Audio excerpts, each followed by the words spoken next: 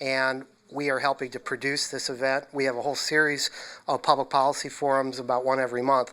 And I just want to tell you about the next three that we have coming up. On October the 7th in Westlake at the West Shore, no, it's Rocky River, at the West Shore Unitarian Universalist Church, we have an author by the name of David Daly, who is an expert on gerrymandering and how we ended up with districts like we have all across the country. He was formerly the editor of Salon Magazine, and he's really good. And this is free. That's on October the 7th at 7 o'clock. Then after that, on October the 11th, we have a forum in Lakewood on sports stadium financing, which is a continuing issue. Pete Krause from Cleveland.com will be the moderator, and we have a good panel for that. That's on October the 11th at 7 o'clock. And then finally, 2 days later on the 13th, we have a forum on marijuana legalization. That's at the Parma Snow Branch Library, and Jackie Barkhart, who is also with Cleveland.com and is the beat reporter on the marijuana beat, will be the moderator for that one. So, what's that? Little Doobie. Oh, Little Doobie, thank you. Anyway, on that note, I'm going to turn this over to the library. Thank you. Good evening, everyone. My name's Mary Ryan. I'm a librarian here at the library, just doing the introductions. And it's my pleasure to welcome you to the 2016 Northeast Ohio Public Policy Series. Tonight's program is titled Water Quality of Lake Erie and the Cuyahoga River. Before I introduce tonight's moderator, I want to recognize and thank a few organizations who were especially instrumental in making this year's Public Policy Series possible. Our program partners are the Laura and Alvin Siegel Lifelong Learning Program and Case Western University, the League of Women Voters, Cleveland.com, the Cuyahoga County Public Library, and the Lakewood Public Library. We're grateful to our corporate sponsor, First Interstate Properties, for supporting the series. During the question and answer portion of this evening's programs, please write out your questions on note cards provided, which will be provided for you, and our staff will collect the cards and bring them to the panel. It's with great pleasure that we welcome Jim McCarty, reporter and columnist for the Cleveland Plain Dealer, to the podium this evening. Jim has been a reporter at the Cleveland Plain Dealer for the past 25 years. For the past 2 years, he's been the Plain Dealer's environmental reporter. And for 12 years, he wrote a weekly birding column, Aerial View, which is now monthly. Jim previously worked at the Miami Herald, the Cincinnati Enquirer, the Columbus Citizen Journal. He lived for 14 years on Edgewater Drive, about 100 yards from Lake Erie. Now he resides in the Cam's Corner neighborhood across the street from the Rocky River. Please join us in giving a warm welcome to Jim McCarty, who will introduce tonight's panelists.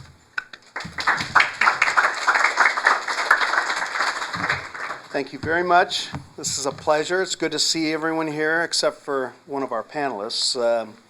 Jim White is stuck in traffic. But we can get things rolling, and I'm sure he'll roll in a few minutes. As residents of Northeast Ohio, we've seen our fortunes in this part of the state rise and fall over the years. People have moved away from here by the hundreds of thousands, seeking their fortunes in the warmer climates of the South and the southwestern states. On the other hand, the Cavaliers brought us our first world championship in more than 50 years. And the Indians, knock on wood, are still in first place, while the Browns lay claim to the doormat of the NFL. But throughout all these ebbs and flows, one constant remains: our abundance of freshwater riches. Our Great Lakes contain 20% of the world's fresh surface water, and 85% of the fresh water in North America. More than 30 million people depend on the Great Lakes for their drinking water. Lake Erie has been valued, the water value of Lake Erie has been valued at $3 billion a year. Half of that is for recreational purposes, the other half for industrial. And we have more fish than all the other Great Lakes combined. And of course, we're the walleye capital of the world. But Lake Erie also has more problems than any of the other Great Lakes. It's the warmest and shallowest, and fed by rivers and streams from industrial and agricultural areas, which carry sediment and nutrients into the lake. As many as 180 invasive species occupy our lake and the lakefront.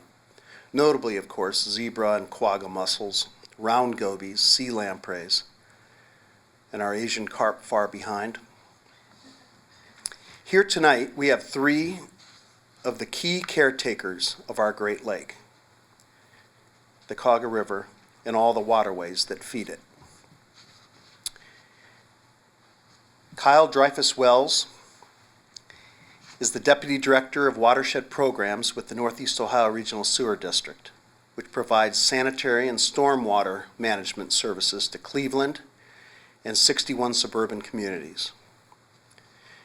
Kyle coordinates the sewer district's watershed management efforts, and I'm sure she'll tell you more about that because it's been in the news lately, and it's going to be in the news for at least the next 5 years or so. Jim White is on the road, and he'll be here in a short while. He's Director of the Sustainable Infrastructure Program for the Port of Cleveland. He was hired in 2011 to a newly created position, which I consider very enlightened, where he is responsible for many of the port's new environmental and ship channel stewardship initiatives. Among his developments was the project to harvest and market dredged sediment from the Cuyahoga River. And he also introduced the two boats that collect floating debris from the river, Flotsam and Jetsam. Prior to joining the port, he held the job now held by Jane Goodman. Jane is Executive Director of Cuyahoga River Restoration, the nonprofit organization that works to restore, revitalize, and raise awareness about the Cuyahoga River watershed and the nearshore Lake Erie. She's been involved in environmental efforts for the past 26 years. So let's get rolling. Kyle, would you like to do your PowerPoint? Sure. Kyle has a PowerPoint that'll kind of set the stage for the program tonight. Great, thanks, Jim. Hi, everybody. I'm so happy to be here. Yeah. How about this? I'm so happy to be here. I appreciate the League of Women Voters and the Plain Dealer and Case Western all for putting this together, and it's really great to be here tonight. I'm just going to briefly tell you about the Northeast Ohio Regional Sewer District. We are a political subdivision of the state of Ohio, created in 1972 by court order, and we are separate and distinct from the city of Cleveland and Cuyahoga County. We have a 355 square mile service area. How many folks are actually customers of the district? Oh, look at that. That's totally awesome. So if you're not a customer of ours, we'd be happy to send you a bill.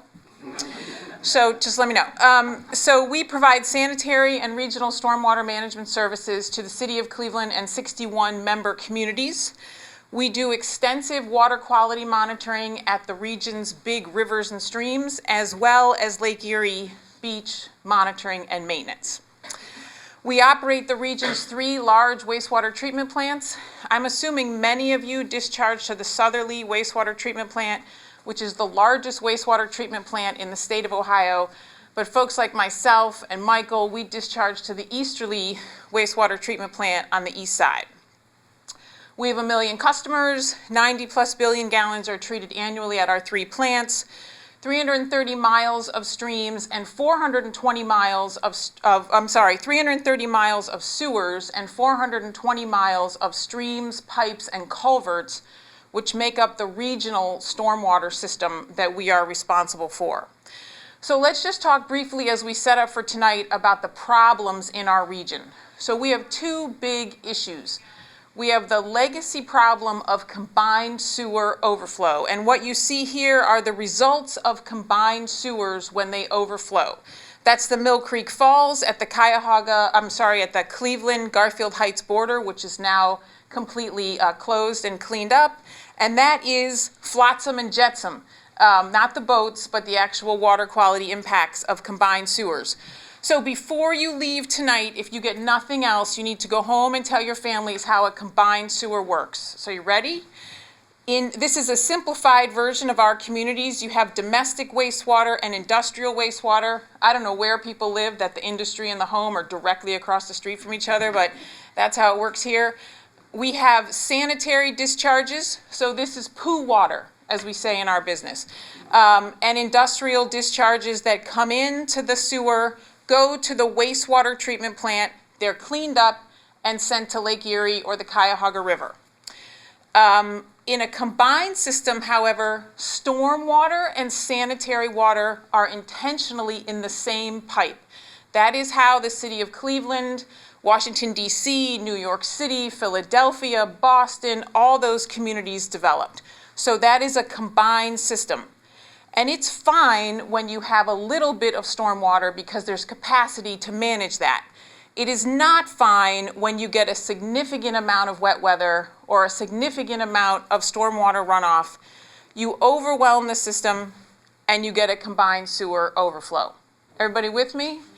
So the result is that the impact of combined sewer overflows is when it rains, which we call a wet weather event at the sewer district, the bacteria levels at local beaches and streams are elevated.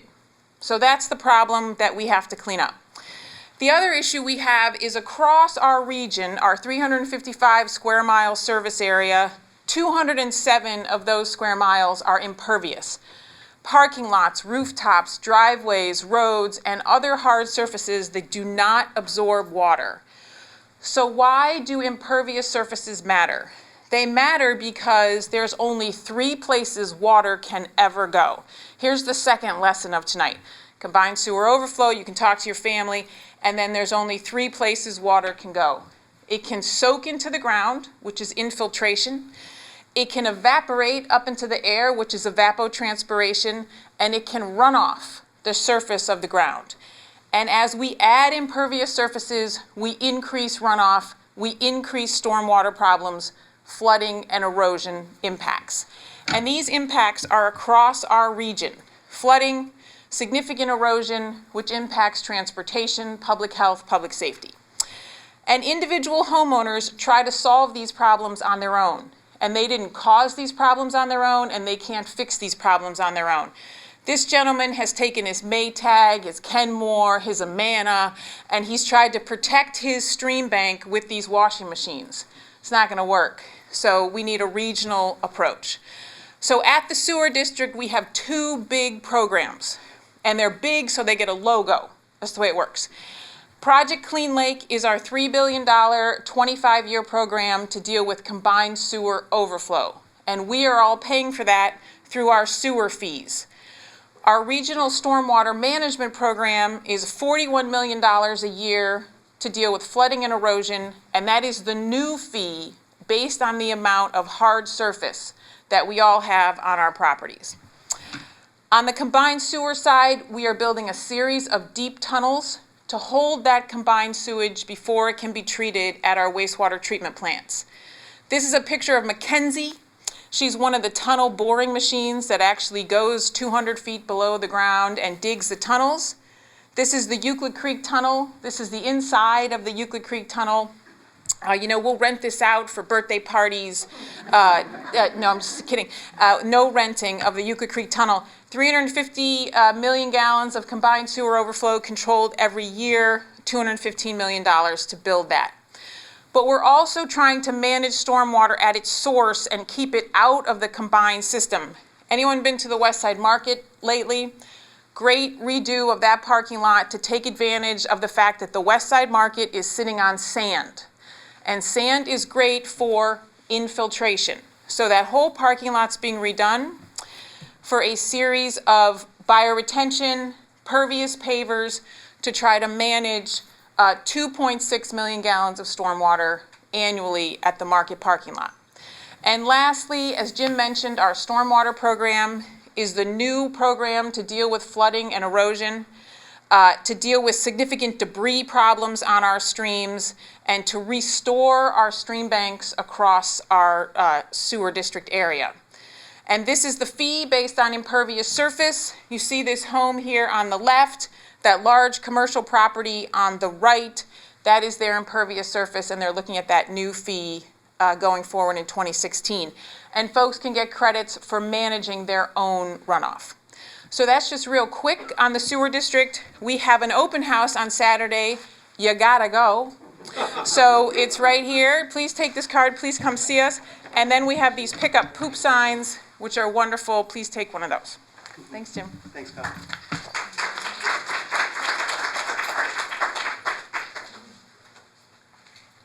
Jim, you ready to roll, or do you have a PowerPoint? Good. Is Jim next? I think so. If you can go next if you want, or we could put Kyle on the hot seat while you're setting up. Kyle, I don't know if you mentioned this, but I've written enough about it to where I know that. She's working up there, Jim. Oh, you have one too? Oh, I didn't know. Since you're rolling, Kyle. I guess these combined sewer overflows. Did you mention that they were once 9 billion gallons a year? Right. Yes, but since they've been cut in half since then, and you're hoping to cut them down by another 2 billion gallons by 2020. Yes, right. Yep. After these tunnels start coming online. I'm wondering, what visible signs of progress can you show to people that, beyond just statistics, that the rising sewer bills, both the stormwater fee and the Project Clean Lake, are a good investment? Yeah. Well, that's a great question. Thanks, Jim. So a couple visible signs of progress. One is if you go to the Mill Creek Falls now, which is as I mentioned, at the Cleveland-Garfield Heights border, it used to be that the top of the Mill Creek Falls had a flap, just like at Edgewater Beach, that would open up 40 times a year and release sewage into Mill Creek. That is now gone, because we built the Mill Creek Tunnel and it's managing about 475 million gallons of combined sewer overflow a year. So Mill Creek Falls, one of the largest waterfalls in Cuyahoga County, you can now go put your foot in Mill Creek Falls and not be stepping in sewage. So I think that's pretty cool. That's a visible sign of progress. On the stormwater side, you can see across the region where we've removed debris to prevent flooding and erosion during big storm events. If you're on Warner Road in Garfield Heights, that road was about to fall into Mill Creek. We have fixed that road. You can see that is protected. If you live in Shaker Heights, for example, we're just about to start dredging Green Lake and restoring the dams there, which are in violation of Ohio Department of Natural Resource problems. So I can go on and on. These are land use issues, and we're fixing them one by one. Thanks. Speaking of Mill Creek, about this time last year, the fish testers got some great results from Mill Creek, where they found it was borderline pristine, I think is what they were talking about. Which is almost unheard of for an urban stream, and the benefits of that cleaned up Mill Creek are being seen in the Cuyahoga River where it empties. And it was last September when I went out with the guys and where they zap the water and just kind of stun the fish, and they see what floats up and they gather it together, and they had a walleye there, and that was big news at the time. And because first of all, walleye are very pollution sensitive, and they wouldn't be swimming around in the Cuyahoga River if it was as polluted as it used to be. But it's also, they're also finding, I don't know, 40 species of fish, and several of them are pollution intolerant, so that are surviving in that habitat. So that's pretty good news. But I don't know. I don't want to get into the PCBs, but walleye are still.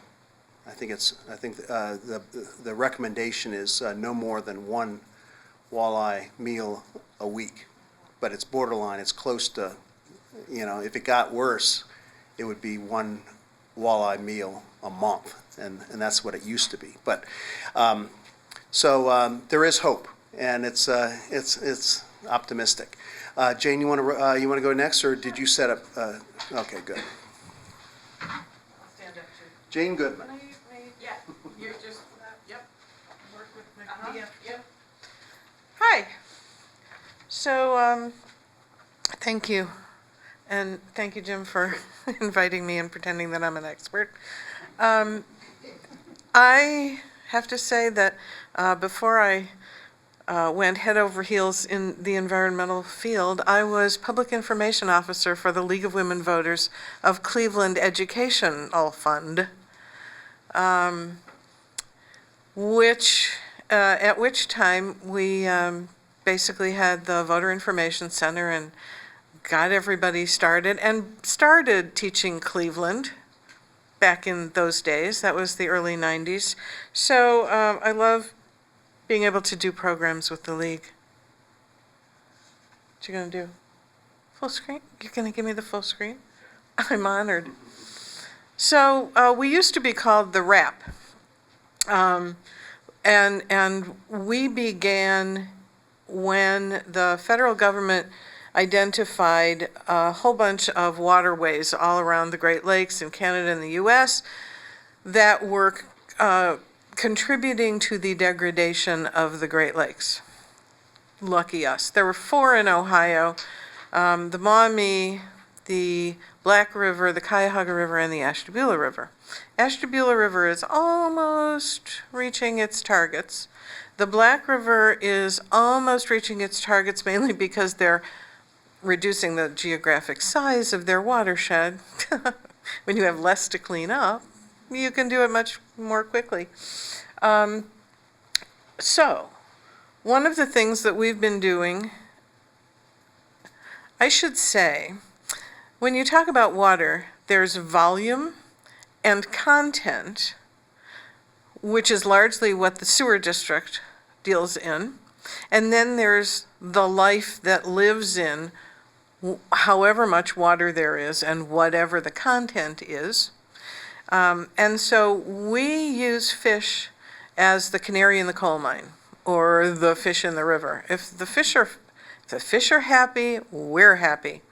So that means if there's happy, healthy fish and happy, healthy bugs to feed the fish, and good organic material, plants growing, we're happy.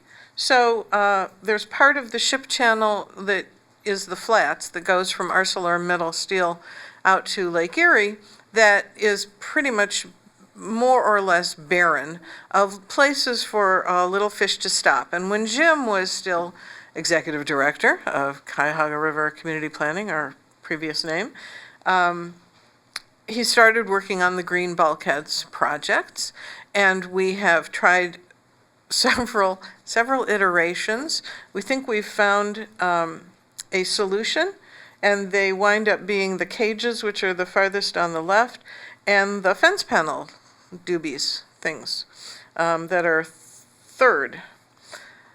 So we tried these 4. We now have 500 units, mostly the cages, some of the fence panels. These will grow, and they're already growing algae. They are capturing floating woody debris, and that's what sets the stage for places where small fish and larval fish who don't swim the whole 5 miles to the lake have rest areas. So these are little truck stops. That's the kind of thing we do. We do planning and we do doing. We have a new program starting this year.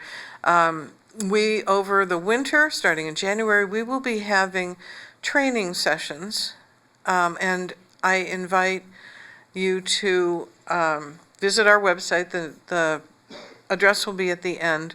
We're going to be training team leaders and community folks like Chris Field, who is with the Service Department in Beechwood, who to remove small areas or large areas of impervious surface. Because doing green infrastructure on land that's already green isn't as effective as removing impervious surface and returning infiltration areas. So that's how we're approaching water quality, capturing the runoff, especially areas that you'll see in a minute. Think salt. We plant trees because trees moderate the temperature of the water. They capture. So there are actually 4 places. Kyle said there are 3 places where water can go. There are actually 4. The 4th place is up the roots of trees. It's absorbed by the roots and evapotranspired. So the tree is the conduit for water that's sitting on the ground and seeping into the top few inches to carry it up so that it can cool the world. So we plant trees to also to keep soil in place so there's less erosion, and it's a great way to have a good time. You are the first public body to see our new our new mascot. If any of you are old enough to remember the WMMS buzzard, the art was done by David Helton, who is still a buddy of mine, and said he would give us a rock bass. Because that is one of the fish that lives in our, and so if we can switch from the type of bass who will live anywhere to the type of bass who are more pollution sensitive, that's one way that we can see that what we're doing is working. So fish populations are up. We are controlling invasive species. We've burned away a whole lot of Phragmites and lesser celandine and Canadian thistle and plants. There are also, we also have to deal with invasive animals, not just Asian carp. The thing is that algae, so the mussels came in, cleared the water, making it, in a shallow lake, easier for the sun to get down in to help the algae grow. So if it's toxic algae, like they've had in the Western Basin, that's a real problem. If it's good algae and it grows on our fish habitats, that's fish food. But there's an interactive system of life, and we kind of pay more attention to the interactive system of life. So we're doing green infrastructure. There's a wonderful piece back there that talks about how businesses should do it because it helps their bottom line, and I hope you'll feel free to give that to your friends who say, I can't afford it. We have put out a safe paddling in the ship channel brochure, because now that the river is so clean and so much fun, a lot of people, Jim is going to start turning red. You can watch his face. It's quite amusing as I talk about this.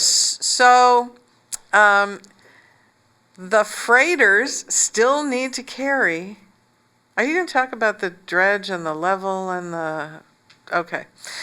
So I won't get into why we need the ship channel dredged, but they need to carry the materials, the bulk building materials and the ore to and the steel from the steel plant, actually mostly to. In the meantime, all of these people now want to paddle the river. That last 5 miles is in Federal Navigation Channel.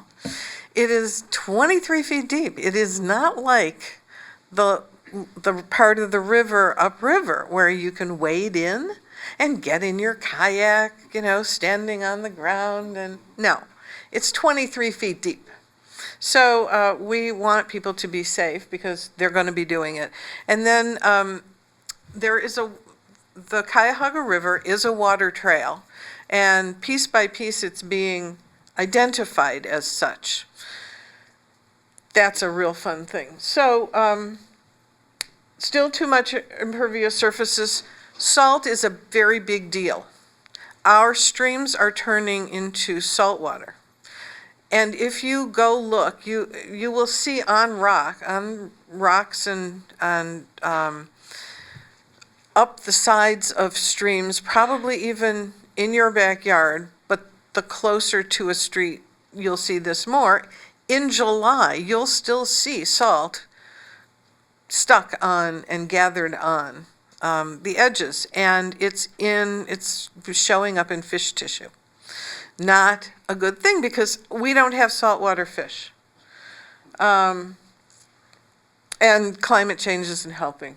So chemicals of emerging concern, that's some words that were allegedly easier to communicate than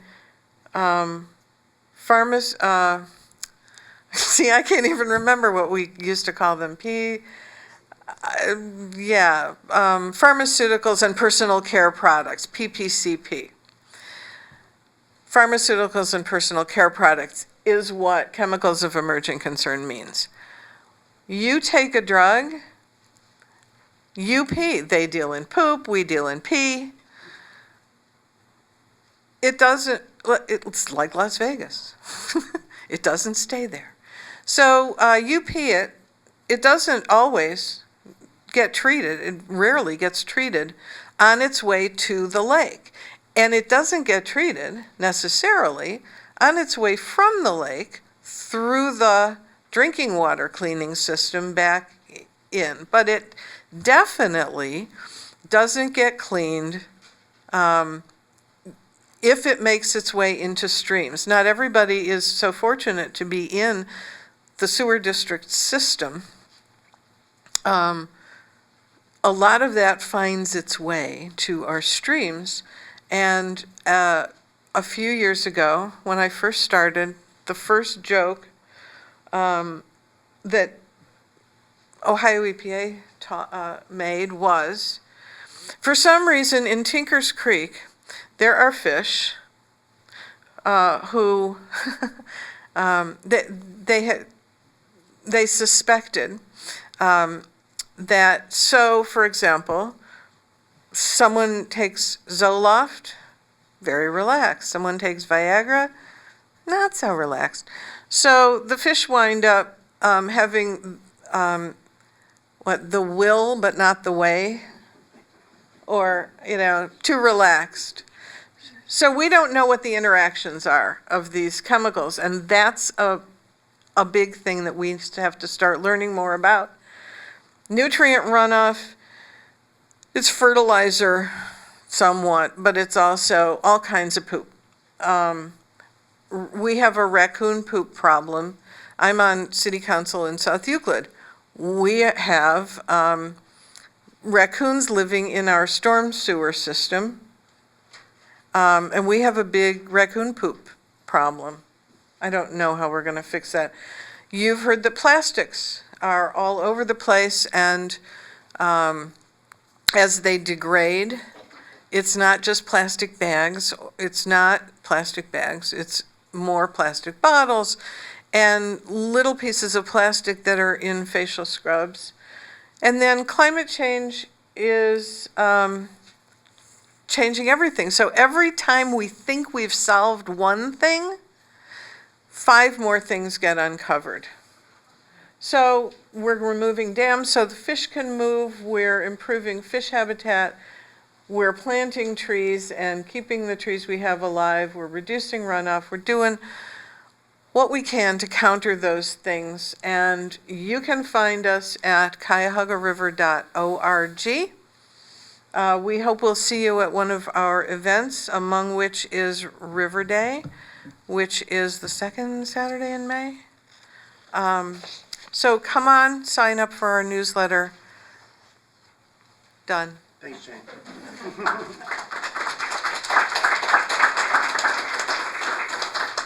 Is this coming weekend ahead of the Charles? Or ahead of the Cuyahoga? Oh, yes. Yeah.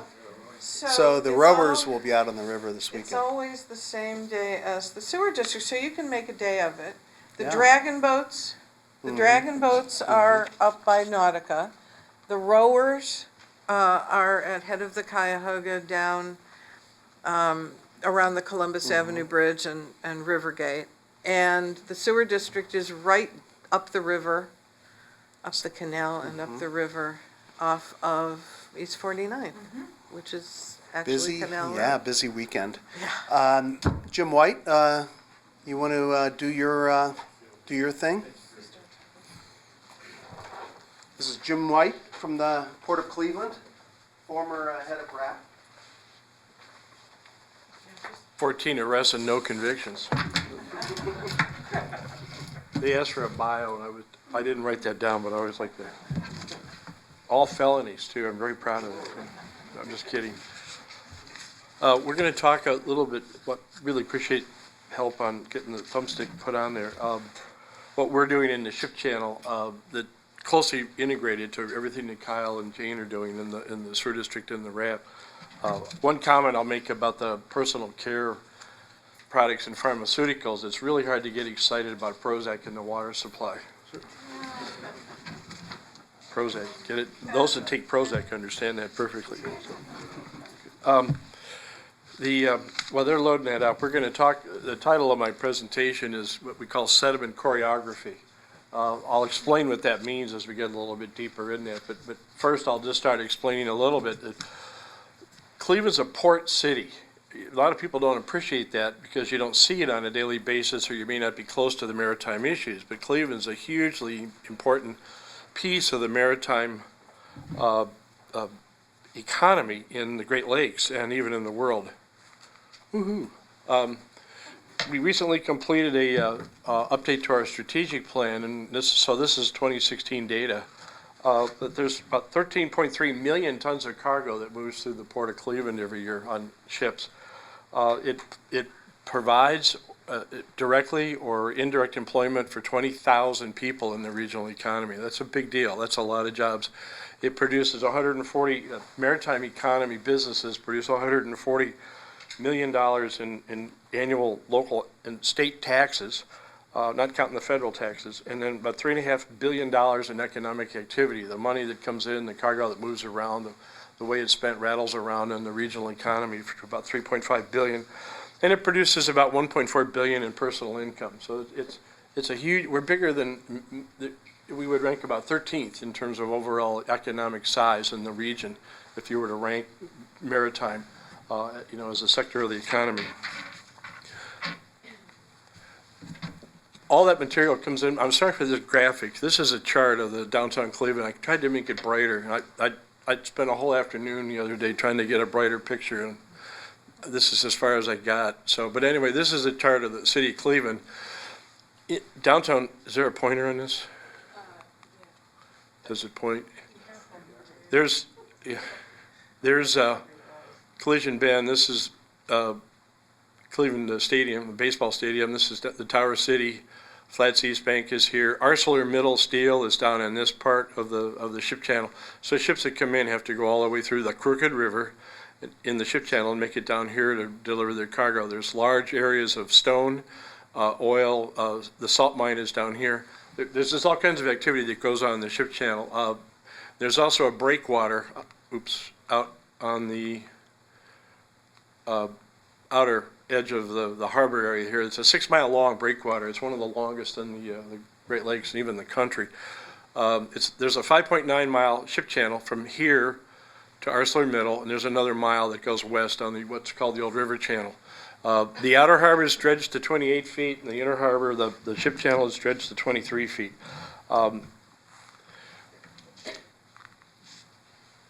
In the ship channel that goes up to ArcelorMittal and all the other industries in between, there's about 800 to 900 freighters a year. Now, they do that in a 10-month window because the shipping season closed down pretty much in January and February. But so you figure out how many ships a day that is. It's quite a lot of traffic.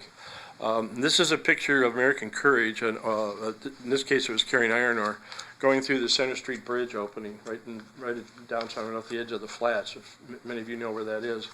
There's about 20 feet on either side of that boat. They're really threading the needle when they go through there. So imagine being in a kayak, Jane, or a canoe, and having this come by. But you see, it's also 23 feet underwater, and so it's a huge surge of water and power. And these boats have bow thrusters to move them in these tight channels so they can maneuver. And so they're very dangerous pieces of extremely efficient cargo carrying tools to our regional economy. These things are, American Courage right there is 670 feet long, so you're looking down about 2 football fields. That's what the pilot has to see. He has to make decisions 2 football fields ahead of himself as they steer up the river. Each of these boats carry about 12 to 16 million tons, depending on their what they're carrying, whether it's rock or iron ore and different things. But the dredge depths allows them to carry their full capacity. What they carry is iron ore, limestone, coal, cement, aggregates, sand, and salt actually goes upriver too because they store it in the summer and then pick it up and take it to markets in the winter. They've got a mine year-round and store it. So there's a lot of salt that moves upriver, and then slag is picked up and taken to markets as well. So those are the typical bulk commodities that move up the river. Mostly our model in Cleveland is it's up by boat and out by truck. So it gets where it's going and it gets processed and stuff and goes out. So there's like aggregates and cement comes in bulk commodity freighters and goes into a cement silo. It's mixed with the stone, turns into concrete, and it ends up in your driveway or all these impervious surfaces that Jane and Kyle all fret over, which is very problematic. But anyway, the ship channel, because it's dredged to 23 feet, acts as a natural settling basin.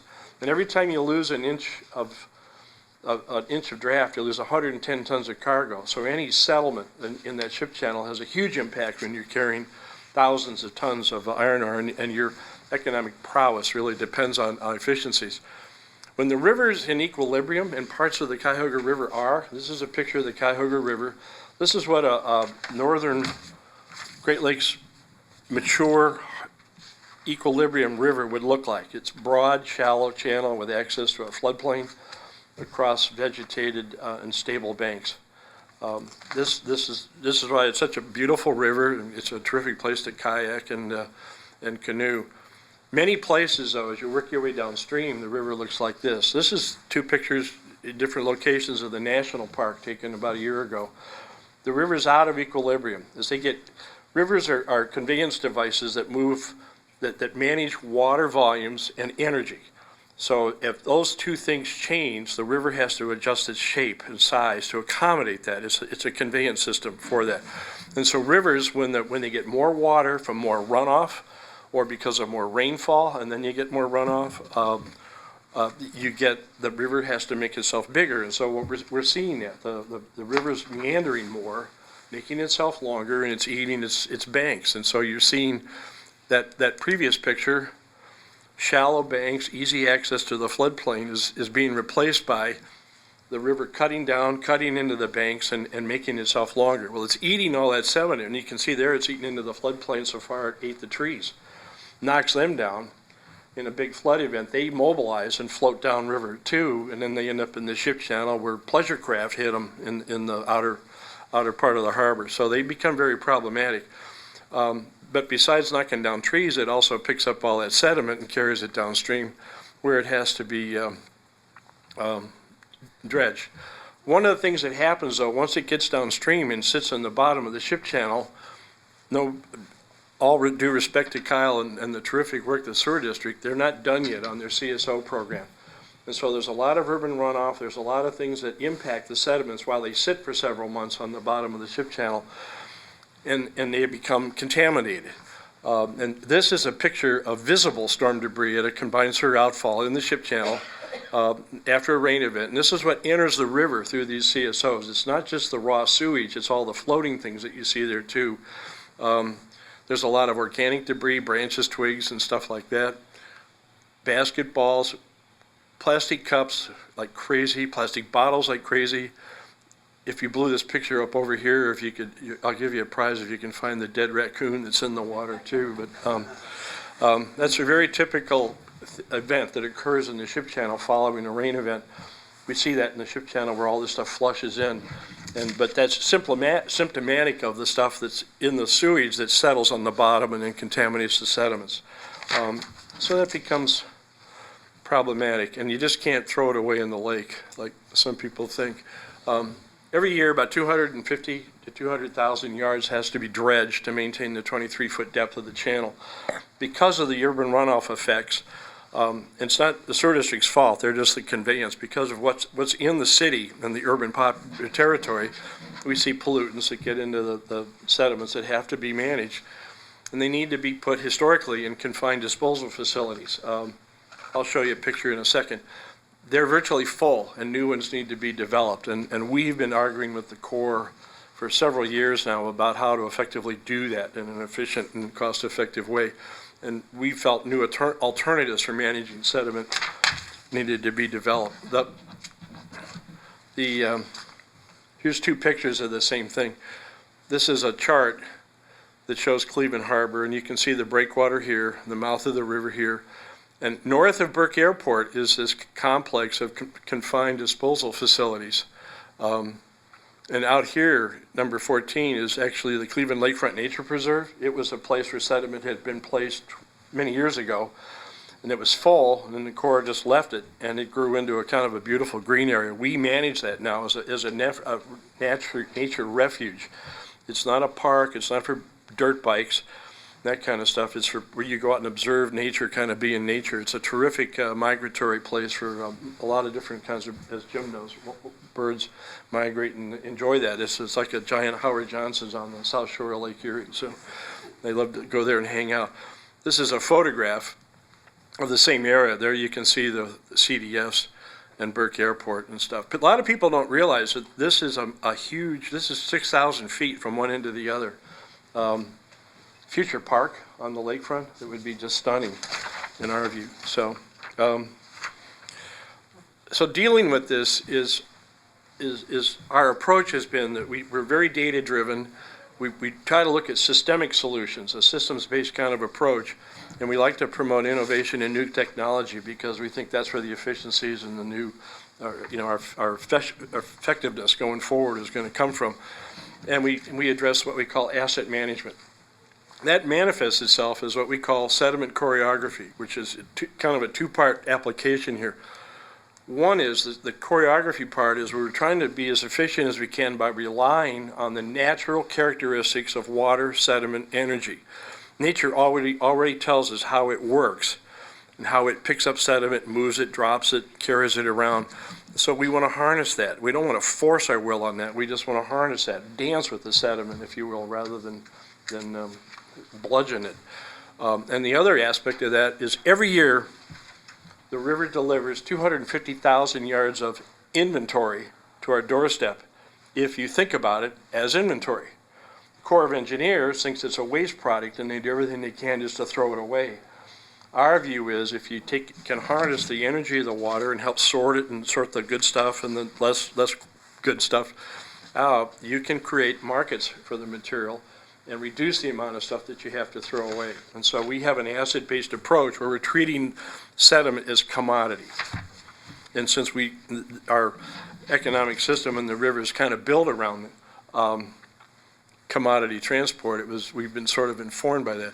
So let's look at one example of how sediment choreography works. This is out on the CDF, and this is our pre-planned system to capture the marketable sediments as it comes in. There's a photograph that'll come here in a second, but the sediment is brought in by a barge. It's pumped out of the barge through a pipe, and then it's pumped into these two sluiceways. These are just deep troughs that have a check dam at the end, and the water goes in there. It slows down, long enough that the sediment in there loses its energy and the heavy material drops out. The smaller material is still trying to decide where it wants to settle, flows over those weirs, and ends up in that section number 2, the silt basin, and then water from the top of this moves into this area where it's a clarifying pond, and then it's moved back in here to our exit weir, where it's recycled, where this water is then is used to pump out the next barge and through the process. So at the end of the whole dredging cycle, you end up with sluiceways that are full of harvestable material. The unuseful silts are settled in a separate area, and then the good stuff is stockpiled here, and the less useful stuff is stockpiled, is disposed of in this area here. By doing this, we're able to double the life of the CDF. This is a picture last June, a year ago, of one of our sluiceways ready to go. Now you'll notice the sky. It rained the entire time we were trying to build this thing, and so this isn't dredging water in it, this is rain. We could never get all the water out of the thing waiting for dredging. It just kept raining and raining. The classic Cleveland skyline. But then this also a classic Cleveland skyline, a blimp, an airplane, and the downtown skyline in the background. This is some of the better views of the downtown Cleveland that nobody ever gets to see because it's out north of Burke Airport. But anyway, this is a picture of the dredging being pumped, the dredge slurry mixed with water being pumped into the weir, and you can see it's this big box, and that dam there is holding the water back until it slows it down until it can settle out. I'm sorry I'm so thumb impaired here. Okay, here's an aerial picture. After all that sediment was delivered, this is what you can see. You can see the CDFs now north of the airport. This whole area is where dredging is disposed of. And this is our little management system here. These are the 2 weirs, the sluices that picked up the coarse material. The silt settled here, the water was clarified here, and this is the exit weir, which is virtually void of water because we were recycling the water as it went through. So that's sometimes a nice big aerial color picture is always helpful. At the end of June, it was full, so there's just a puddle of water on top of the sediments. Later in July, then our site operator dug a trench on the side of it and helped the water drain out of the pile of sand that we collected. And then they dug it out and moved it over to the stockpile. And so it was tested, and we knew it would be good. It was approved for all kinds of commercial uses by OEP, and we worked very closely with them. And just as a side note, this is a new screen that we added. Anybody been downtown in the last week or 2? Well, go downtown. Next time you go downtown to an Indians game, all that landscaping by the ramps on the I-90 bridge, all that soil came from our CDF.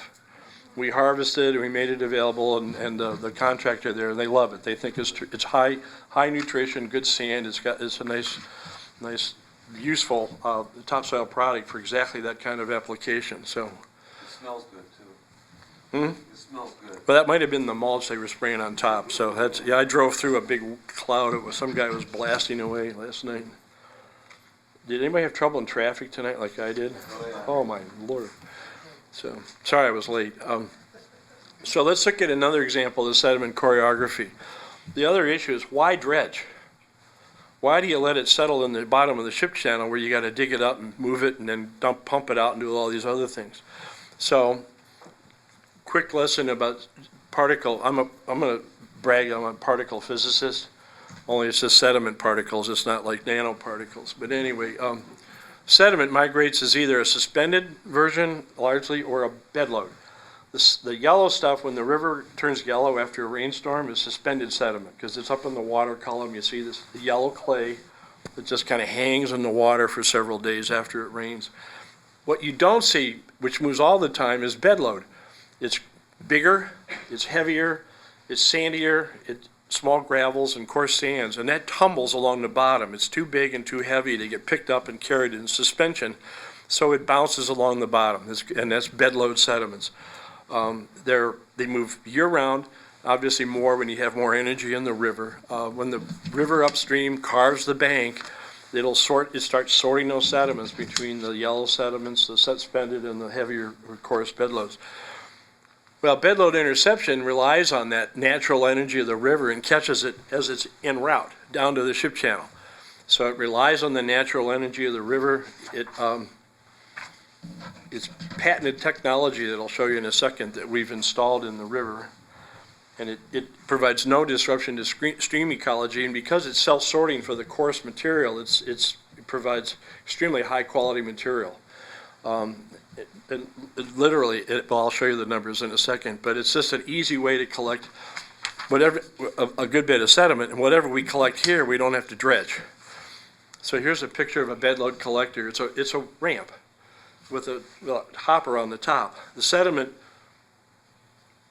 flows down the river, goes up the ramp, and going up makes you tired. You lose energy, and so the sediment slows down, so it's got more opportunity to fall in the hopper when it gets to the top. Which it's a graded hopper, so it excludes the largest material, gravels and stuff like that. Then the river goes on downstream. This is a picture of the actual unit being installed last April, a year ago, in the river. So it's about 30 feet wide, 4 feet high, 12 feet deep. And it sits in the middle of the Cuyahoga River in Independence. This is the terrestrial equipment here. The water is once the sediment gets in the hopper, water's pumped through it, fluffs it up. It's pumped on shore, it runs through a dewatering screw, and then the sediment's piled up on the end, and you can see that stack there. This is a close-up of what we harvested after a storm last summer. If you walked up and looked at it, it would say, wow, this looks like beach sand. Well, it is. We just caught it before it ended up on a beach. But what we're seeing here, though, is that this costs $1 a yard to run. Electricity and grease on the mechanicals and stuff. It's hugely automated. It's all computerized. The computer kind of has monitors in the river that tell us what the cubic feet per second flow rate of the river is. It knows how frequently to turn itself on and off, and it just automatically runs its own operation. And there's an automatic greasing machine that also monitors the motors and then feeds under pressure grease to the bearings. And so somebody has to periodically replace the grease canister and pick up the sand and take it to market and pay the electric bill. That costs about $1 a yard. If you dredge the same material out of the ship channel, it costs $17, and put it in a CDF where we harvest it, it costs $17.50.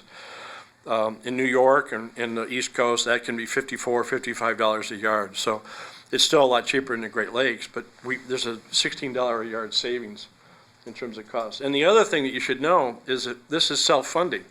The value of this stuff exceeds the cost of production by a factor of 6, and so it pays its own way. So it produces a net income. And so we have a contractual relationship. We got a grant from the state to put the unit, we own the unit and put it in the river. On the property of Kurtz Brothers, they operate the system, pay all the bills, they sell the sand, and then we get a royalty. And so we get our money back over time, but they get the benefit of operating the system. And so it's a public-private partnership, but then they're able to make the material available for structural fills, custom soil blends, aggregate and cements, and even beach nourishment for ODNR. By doing what we're doing on our CDF, we're committed to keeping the sediments that have the PCBs and these other pollutants out of Lake Erie. But by doing what we did by dewatering the material and stacking it vertically, we added 28 years to the facility on the airport that the Corps says was full. Just by changing the way we operate, we can add almost 3 decades of new life. By harvesting the material off the site and minimizing the amount we actually have to store there, we've increased that life to 43 years. And then by reducing the amount we have to dredge by intercepting it before it gets down to the ship channel, we increase the life to 47 years. So it's like 2 generations can pass before we really have to significantly address that. By doing that too, we've saved over $150 million in local costs to build a new CDF with the Corps of Engineers.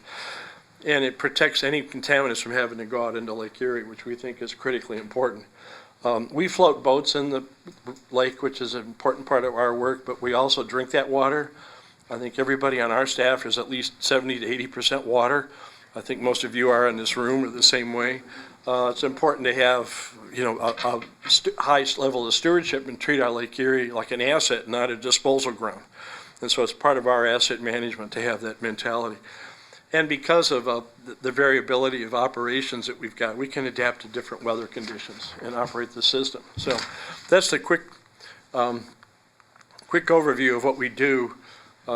Many of you may have seen our port operations on the lake. We also handle all the freighters that come in from Lake Erie, or down the seaway into the Great Lakes, the salties they're called. And then we also operate flotsam and jetsam, and I've got some other pictures about that if you want to know more about those. But we have 2 little boats. We got a grant for that, and we pick up, so far, we've picked up over 1 million pounds of plastics and small debris in the last 3 years out of the ship channel in Cleveland Harbor. So we're very engaged in trying to really promote the value of our asset, which is our water and our river. So thanks for your time. Hope that was helpful to you. No, that's great.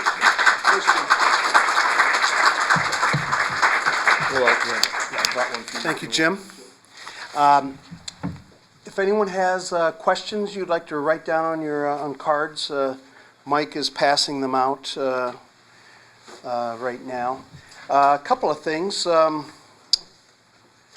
won't get in. I won't draw you into discussion of the litigation with the Army Corps, but you said they dredge every year. They have not dredged yet this year, so that's. Who knows where that's going to end up. There's Irish Bend is a stretch along the river. I guess it's right across the road from the new boathouse area.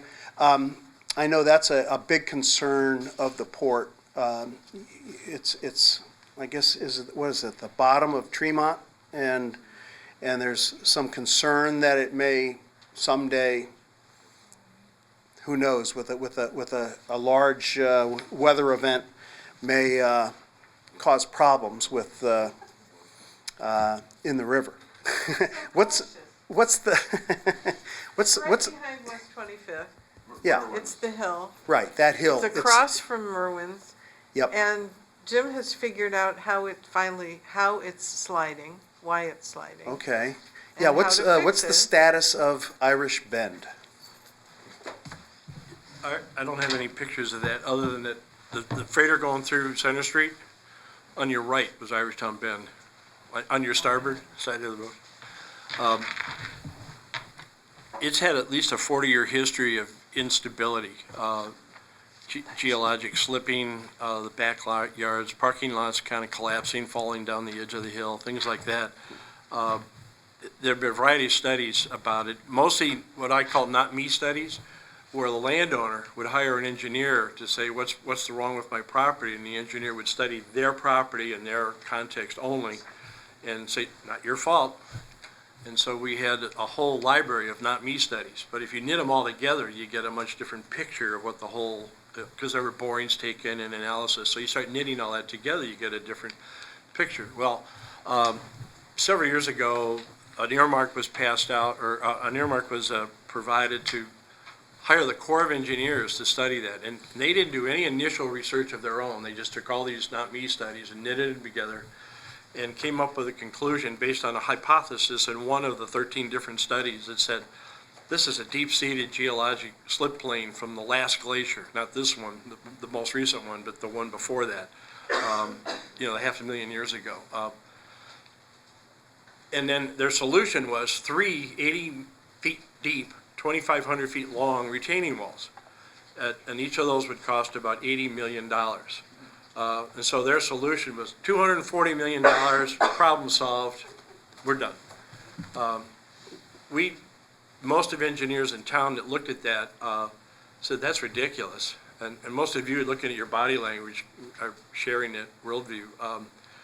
So we hired our own engineers and said, you can look at the old reports, but you got to start from scratch and do your own forensic analysis of what's wrong with the hillside. So they took their own borings, they traced down, the sewer line connections, water line connections, stormwater pipes, grading issues, the history of the geology of the site and stuff like that. And we discovered it's really not what the Corps thinks it is, or some of these earlier sort of very narrow worldview. It's like the old story about the guy with 6 people looking at an elephant. The guy hugging the leg has a vastly different opinion than the guy holding the tusk, right? And so we got that same kind of worldview. We got the picture of the whole elephant. We came up with a list, our engineers came up with a list of basically 6 remedial measures that need to be taken. There is a source of water on that site up near the corner of 25th Street in Detroit that's perpetual, and it saturates the hillside, and it's very pernicious because it weakens the whole hillside up there. We did find us, with the help of the sewer district and others, a blockage of a drainage system from the 25th Street, or the Detroit Superior Bridge, that was blocked. It was owned by ODOT and just kind of ignored or forgotten about for decades, but it's blocked, and any water that gets into that manhole system, which is quite deep, backs all the way up the hillside where it leaks out at the top. You know, so then it gets into the hillside. It was flooding the subway tunnel underneath the old, I don't know if you remember, there used to be a subway that went under the Detroit Bridge. Anyway, there's a tunnel under that for a stairwell. That was always flooded. That water eventually makes its way into the hillside. So ODOT, taking responsibility, they have to fix the water. That's one. 2 is the bulkheads in that area don't exist. They're just in terrible condition. They have no retention capability. And so there's really a huge risk that we've been concerned about, that the hillside could in fact catastrophically collapse, block the ship channel. That would be our next fire, you know, as far as a catastrophic thing, because it would shut down all the industry south of Center Street Bridge, which is all of it, would be affected by not being able to move through that very narrow section there. So, and that's really why we got engaged. So we got to replace the bulkheads. Last General Assembly, we were able to get a down payment, if you will, from the state of $2.5 million towards the bulkhead replacements. And we're continuing to coalesce assets from the sewer district and others, Metro Parks, city, the county, to try to really develop a funding mechanism and get stewardship over that shoreline so we can put bulkheads in. We also got a grant this spring with Ohio City for a planning grant to connect the Ohio City neighborhood down to the waterfront. And we think that vision of connecting the Ohio City community across 25th Street safely and then down to the waterfront will be, I think, will be cathartic and help bring more resources to the idea of restoring Irishtown Bend as a park asset, and at the same time we can get the bulkheads fixed and keep it from becoming a bottom of the ship channel, which we don't want. So that's kind of where we are. We've learned a lot about it. We have a plan.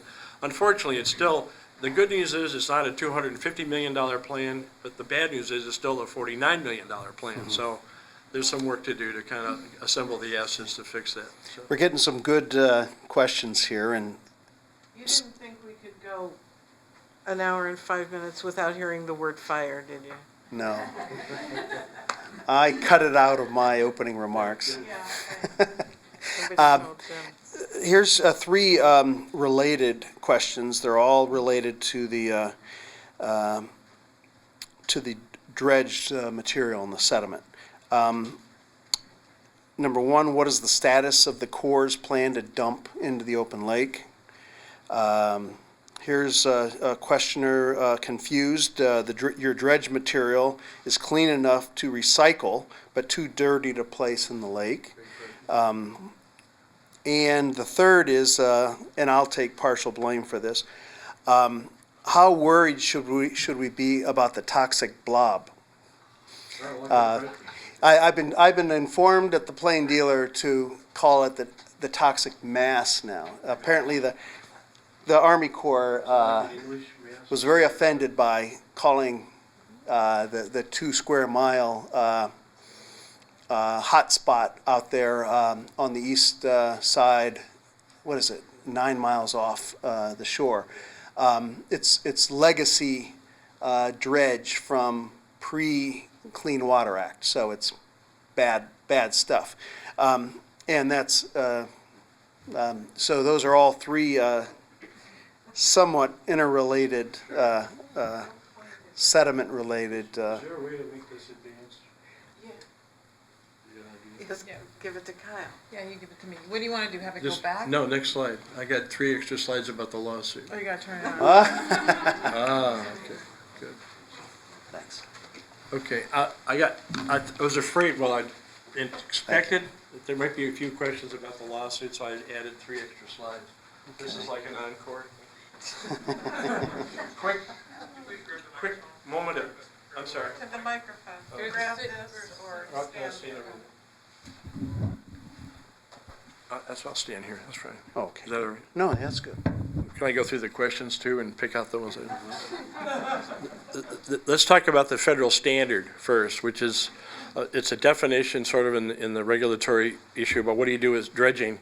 The Corps is supposed to determine disposal for sediments on a three-prong test. The least costly option that is technically feasible and environmentally acceptable.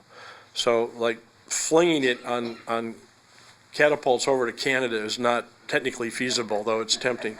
But the environmentally acceptable I put in italics because the Corps has asserted that they have unreviewable unilateral authority to determine what is environmentally acceptable.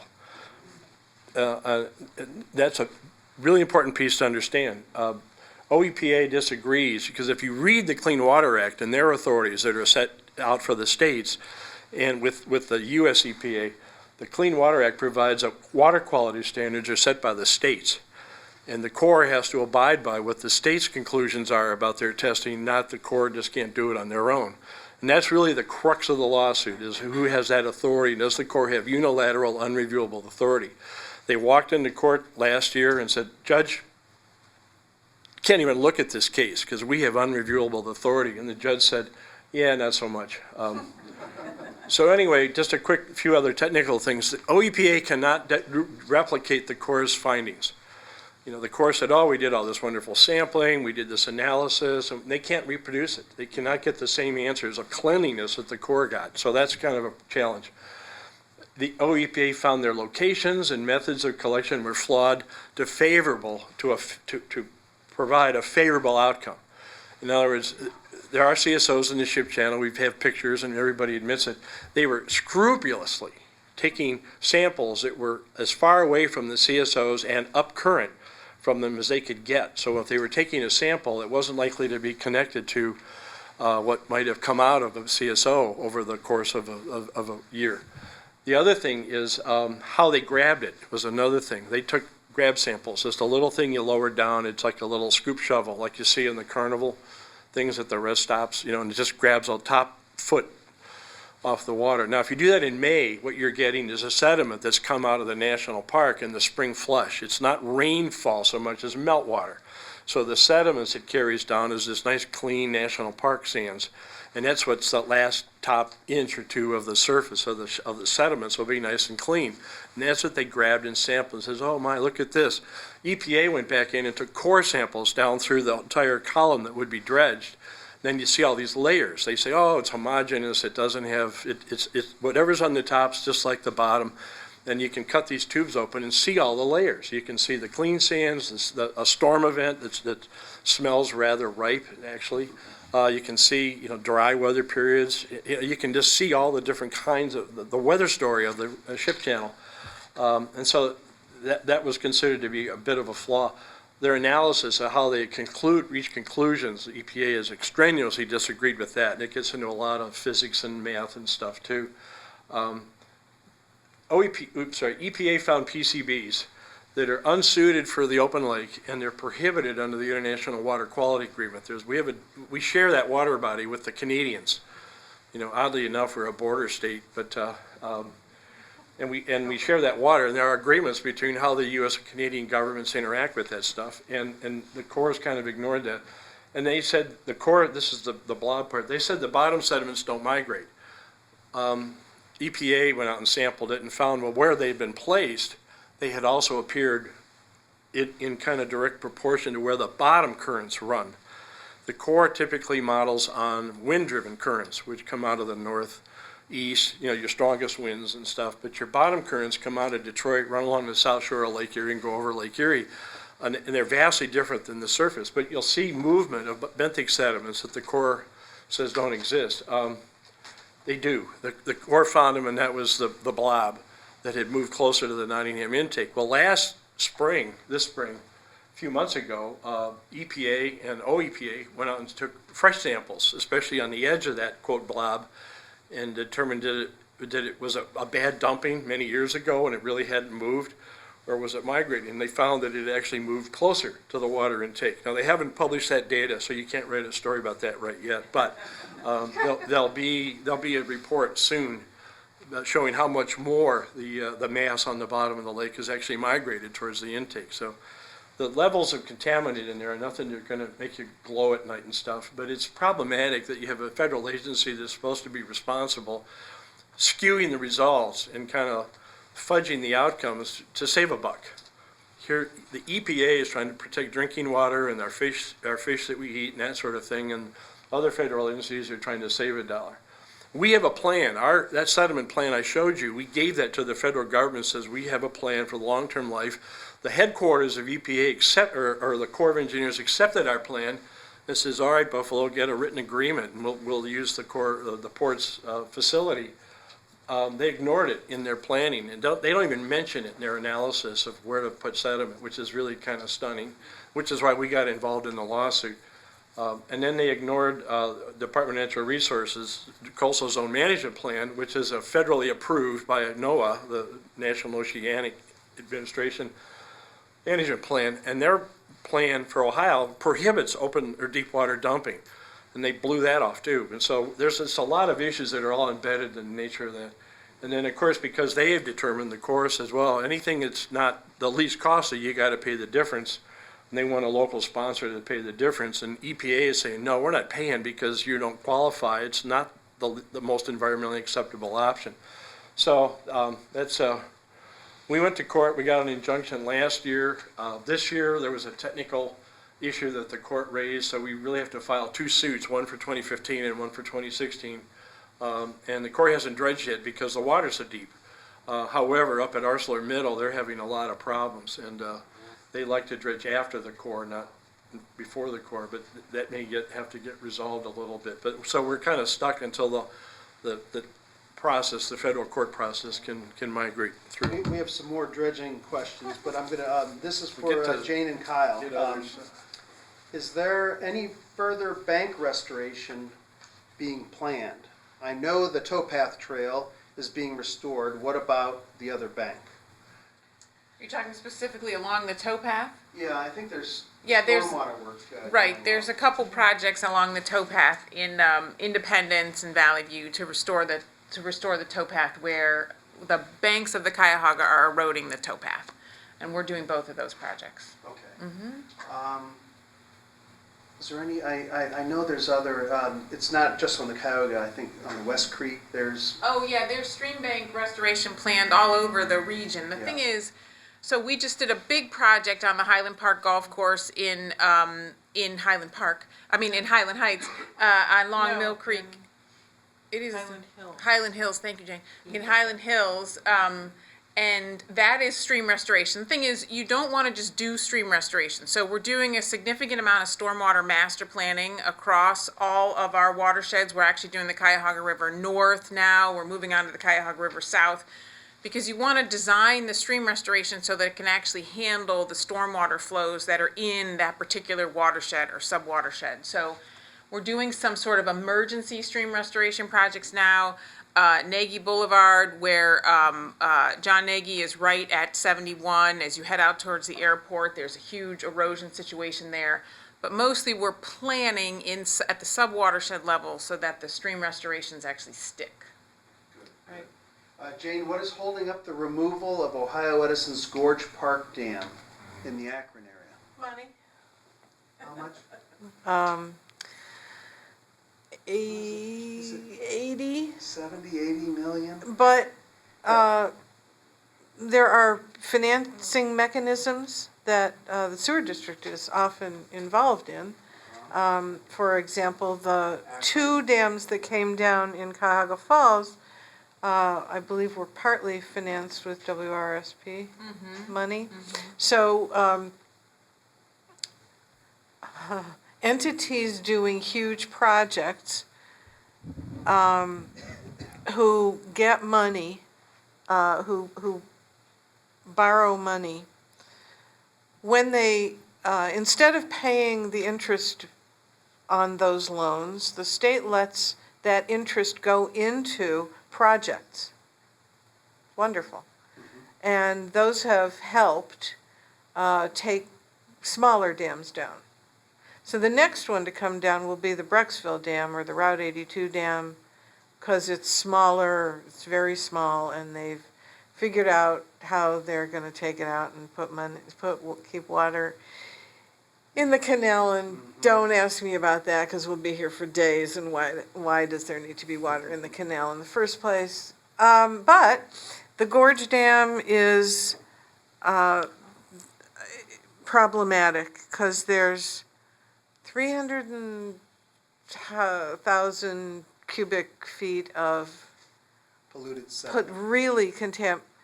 Really contaminated, but not horribly contaminated. If it was horribly contaminated, the Federal Legacy Act funds could clean out the whole thing and we'd be there by now. It's not quite that toxic, but it's not going to be able to go in Joe and Millie's backyard landfill. It's going to have to go to in between contaminated landfill. But it's down in the gorge, so pumping it out, getting that out. It's a big, heavy dam. It's mostly the logistics. So we're probably really only going to have to raise 27 million, because the other money can come from other sources. So it's an 80 million bill, but we could probably start doing it. Ohio EPA, Cuyahoga Falls, Akron, who share it, Summit Metro Parks really Yeah. wants that sucker Well, down. we'll all benefit when it comes down, I think. So it's possible that within 5 years, Oh, wow. but we have to see if the money, we have to elect someone who will make sure that money continues to flow to the Great Lakes Restoration Initiative and in that kind of infrastructure. Well, the Senate approved it today, and I guess it's up to the House, and then that was just, breaking news type of thing. But yeah, the House has to go along with it. Couple of questions related. Here's a question about Roundup herbicides being responsible for phosphorus from the soil. It's a Ohio Northern research found it, and here's another one on phosphates and poop water overflow runoff. Why and its effect on the algae bloom. You want to? So the study that shows that shows that the glyphosate does contribute to the soil releasing the type of phosphate that then becomes problematic. So instead of hanging on to it, it releases it to be run off, to be carried in the runoff. These are from agricultural fields or people's front Mostly. lawns or? Yeah, I mean, I think It's that mostly agricultural. Yeah. the sources are, for the nutrients, obviously for the phosphorus, are agricultural runoff. I mean, that is the number one source. And I think the other thing to keep in mind is not only is it the number one source, it's the number one unregulated source. So in our world, we have the Clean Water Act, and the Clean Water Act controls what we do at the Northeast Ohio Regional Sewer District. We have permits for every one of our discharges, and we have very specific limits for metals and ammonia and phosphorus and all those types of things. And so our plants control phosphorus down to very, very, very low levels, and we're always looking at ways that we can do that better and smarter, et cetera, et cetera. So we are highly regulated, and that's a good thing. On the other side, agricultural uses in our country are not highly regulated. Many of the Clean Water Act controls do not apply to agricultural uses, so they are not in the same regulatory paradigm that we are in. It's all really this voluntary approach. And in some ways, the voluntary thing makes sense because as an agricultural producer, you don't want to put nutrients on your soil and then have those nutrients run off because they're not providing a benefit to your crops. But the bottom line is we need to understand that ag needs to play the same regulatory role that the rest of the sources have. And that there are smart ways to apply fertilizers, there's smart ways to spread manure, to spread these sources, and all of those things need to be looked at. But then I would just stress to you, try to look for ways to not use these products on your own properties. If you drive by my house in Shaker Heights, I have a huge meadow in my front yard. There is no Roundup action except when my husband has to do the glove of death, where he wraps his hand in like all sorts of protective devices and direct applies Roundup to an invasive plant in the meadow. There are certain times when you need to use a little Roundup. But, the folks that walk around with the Roundup on the belt and just, don't even lean over, right? Because God forbid you should have to bend over and spray stuff. I just would really stress to you to not use those chemicals. Okay, good. Yeah, I use it on Canadian thistle. Handed that? With roots about, yes, with a glove on and roots about this long. And you need a little Roundup. Yes. Let's see. Jim, what do you do with the plastic you scoop up with flotsam and jetsam in the river? I'm sure there's all those bottles and things that. You have pushed all the way. Doesn't yours? I don't know. No, we just turn one more slide. Oh, he's trying Oh. to move the slide. I think you have it. There you go. Flotsam and jetsam, our two boats that we got an EPA grant 4 years ago. Because floating debris in the Cuyahoga River is a listed impairment under the RAP delisting actions. So we got a grant to get rid of the floating debris in the river. These are custom designed, custom built for the conditions that we see in the Cuyahoga River. So there's a system. Flotsam, the boat on the right, has a bobcat on board, and it can reach down in front of itself. It has a specially made shovel that scoops up the floating debris, and then it can pick it up and dump it. And normally there's a barge next to a little wooden work barge that we put bagsters. You can see on the other boat, Jetsam, there's a green thing on the front of that boat. That's a bagster. That's a cloth dumpster. You see them in the Home Depot. We get them by the case. We get a big discount because we buy a lot of them. And also kind of a discount disposal because we throw away a lot all at once. But we pick up, and we use the crane there to pick up logs, tires, big stuff. And then we also use that crane to set the bagsters off the barge onto the shore where Waste Management can come pick them up. The reality is, everything you see floating in the river has not been, very little of it, very, very little has been thrown in the river. It's been thrown in the roadside, at a traffic stop, where you see the bottles by the trash, stoplight. People empty their ashtrays, all that stuff. It's not in the water, but it gets into the water through the storm drain system. So it flushes into the water. Well, when it comes in with CSOs, it's all been drenched in raw sewage. And also the stuff we don't report about much are devices that come from adult recreational activities. Condoms, needles are a huge number of things that we see in the river. Jane and some of her friends love to fight about plastic bags. We see hundreds of needles and condoms versus in 3 years we've now found 3 blue bags in the entire ship channel. So if you're trying to have a problem or address the plastic situation, the biggest one is coffee cups, to-go cups. Everybody comes to these meeting mornings with their Starbucks cups. There's no Starbucks on the ship channel. We pick up thousands of those things. So where do they come from? Burger King either.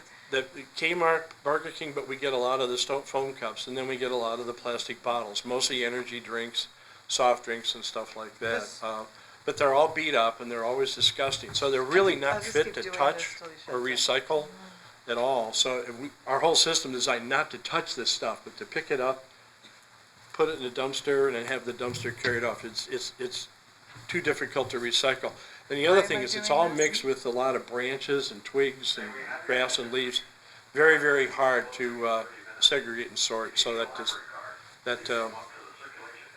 We just have to throw it away. The logs, we recycle. We get those out with Metro Parks. They're ground up and shredded and turned into mulch. But, and we've picked up since, well, now this is a little bit almost behind, but we've picked up 600 tons of small debris in that order. And then well over, we're up to about 1,500 large logs. These are logs that are too big to lift or tow. I mean, you could make totem poles out of them. So, We do stream cleanups and beach cleanups, and the most common piece of litter at the beach cleanups is those cigarette tips, cigarillo tips, those things, Swisher plastic tips. Yeah, I wrote about that. And then there's the artist on the east side in North Collinwood who uses them to make art. You can only make so many Yeah. picture frames out of used, bleh. I think I know the answer to this one, but correct me if I'm wrong, Jim. How much does ArcelorMittal contribute toward the dredging costs?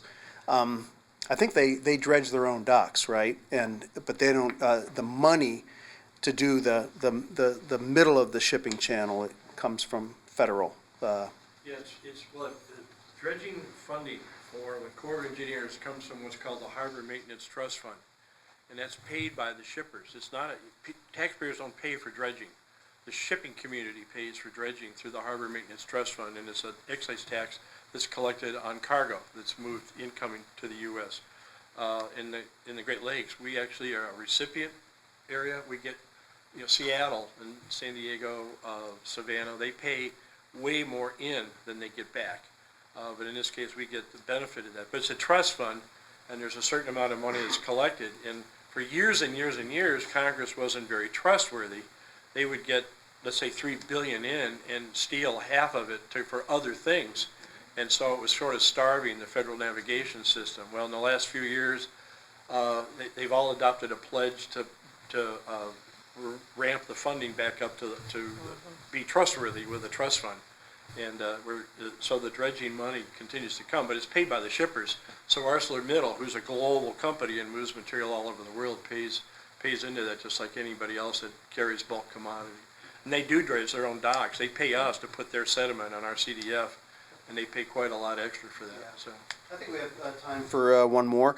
How many open water dumping sites are there on Lake Erie? And does the Canadian runoff contribute to the algae blooms and affect Cleveland? I think the thing to understand is that the algae blooms are a local problem that we are creating. So the blooms don't start in downtown Cleveland. They start in the Maumee Basin and the Sandusky Basin, and they come to us. And that just highlights the fact that there's this agricultural component to it. If the blooms started in downtown Cleveland, then obviously there would be more of an urban component to it. And again, I'm not saying that the urban stormwater and that the sewer district doesn't have any responsibility in this, but the main component, the biggest source to Lake Erie is the Maumee. It's a huge watershed, and the Sandusky as well. So I don't know from Canadians, but I'm not gonna, point the finger at them when there's plenty of fingers that we can point right at ourselves. There are areas in our watershed, the river's 100 miles long and 800 square miles of small streams, and down by Streetsboro and that area where there is still farming with not only application of nutrients, but cows standing in streams adding their own contributions to the waterways. Akron gets their drinking water out of that half of the river. So there's a steward there that is protecting their drinking water and the water quality, mostly by buying as much of the land as possible right along the river to try and keep that out. But if it gets in the streams further up and it's carried there through the water, so they're on it more because they're drinking it more. We're spoiled because we don't really see Lake Erie. We don't see what's coming in the pipe and getting treated. So we need to pay more attention. I think an important thing to keep in mind, for tonight is we've had a lot of conversation tonight about things in Lake Erie. And I think it's important for us all to remember that Lake Erie is the end of the line. It's not the beginning of the line. So we are the beginning of the line. So all of us that live in the headwaters of the Rocky River, Porter Creek, I'm trying to name these streams that are not in my service area, but Euclid Creek, Dome Brook, the land use manifests itself in the lake. So I think we all need to realize that's the end of the conversation. How you manage your property, how developments happen, how your cities regulate development, that's really the beginning of the conversation. So it's an important point. You'll start seeing more T-shirts and marketing and signs that say Lake Erie starts here And that's really true. everywhere. Yeah, they used to put those stencils on the, Still do. Just Oh. did them in Donebrook a couple of weeks good, ago. good. Yeah, I mean, with the fish on them and stuff. Yep. We got lazy. Well, we didn't get lazy. Some of us got lazy. When they started making the actual storm drain units with embossed "Don't dump drains to lake," which nobody looks at. And some have little blue medallions that people think are trash and ignore, so they don't read them. But when kids are out there spraying these stencils, it makes a difference.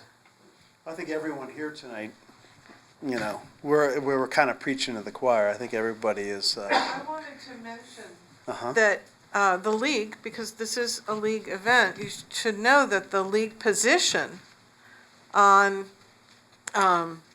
natural resources and the environment includes preservation of Lake Erie and its tributaries, water quality, coordinated water quality program, a precautionary moratorium. I love this. League is all about consensus. Support a precautionary moratorium on all new concentrated animal feed operations, CAFOs, that make things even worse, and support improved and similar wastewater transportation, delivery, and treatment systems on each CAFO site within the Lake Erie watershed, which is a laudable goal and would make a huge difference in the lake coming out of Maumee and coming eastward, and in the little areas that do get algae in our river system. So I just want to pander a little and thank the league for standing for this stuff. Thank you, Mike. Thank you, Case Western Reserve. Did I hit on all the high points? Should we wrap things up? Okay. Thanks, everyone. It's been a great audience, great questions.